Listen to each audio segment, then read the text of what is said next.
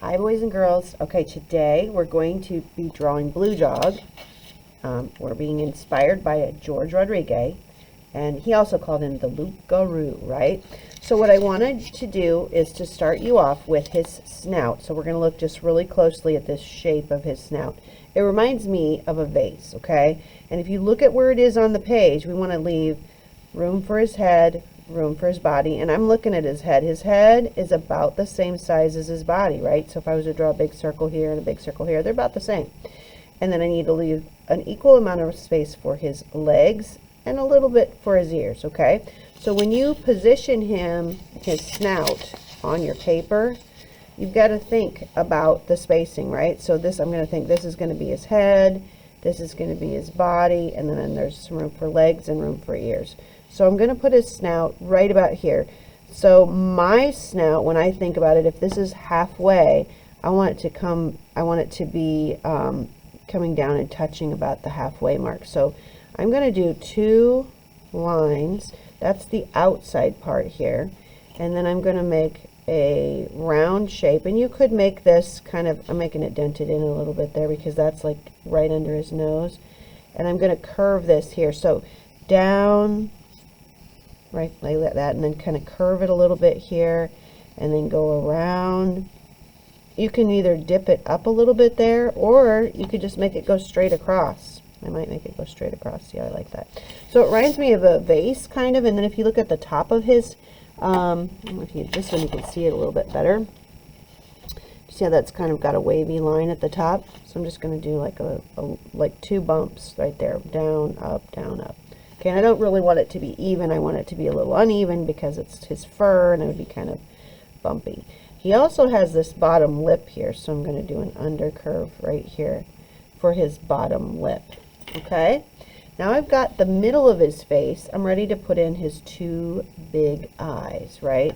So on either side of my snout, I'm going to do a big circle here and a big circle here.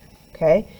Now, to make his head shape, you can see that it's really just starting on the side of his snout and going around and making an oval. So I'm going to start on the side of his snout. I'm going to go just curve around and then connect back to the other side of his snout. There we go. Now, he does have pretty big ears. And I want them to be kind of wide. I don't want to make them too skinny. Let me show you an example of too skinny. So these ears are too skinny and too long, okay? These are too short, but they're the right width.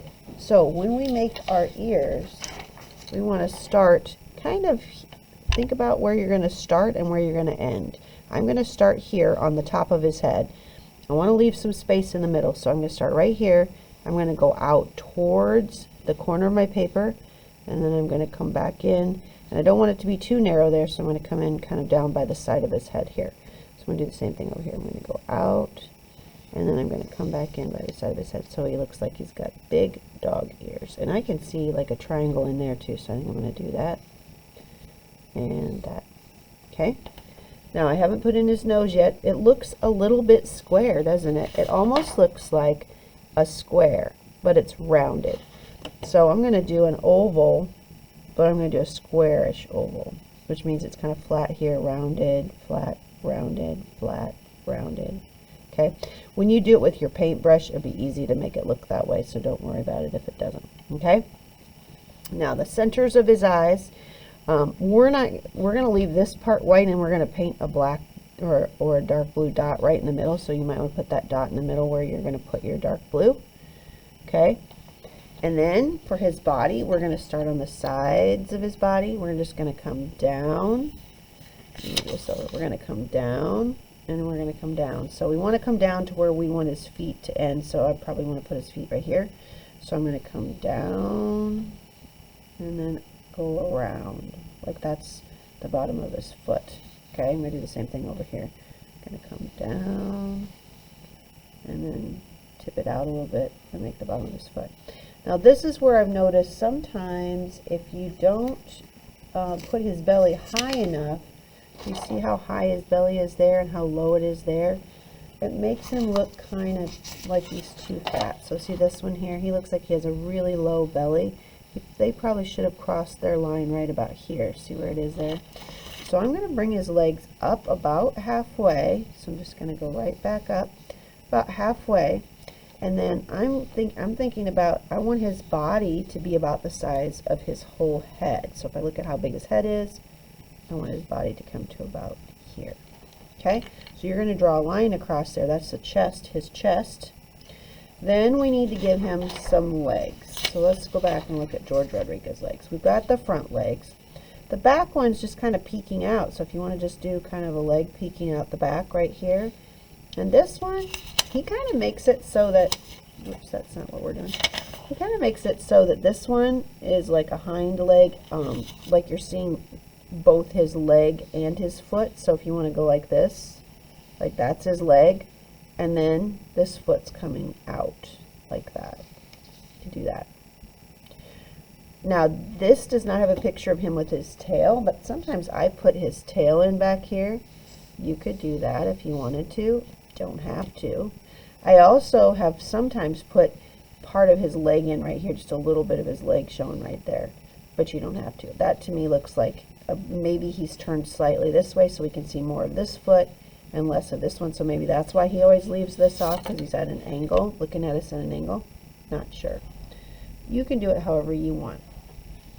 All right, so back to this. In case you got behind, remember you're going to do that like vase-like shape first, then give him that little under lip.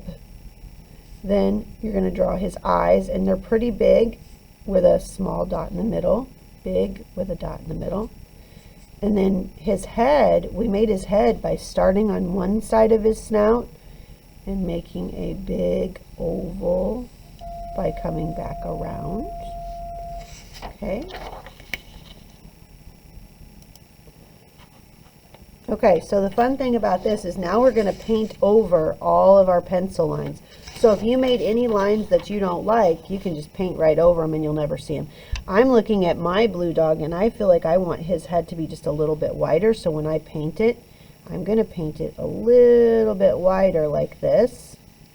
And then when I paint this inside, I'll paint right over that line and you won't even be able to see it, because the dark blue is what we're going to use to do our lines. So we're going to take dark blue paint and we're going to go around our lines that we want to keep. I'm going to do those.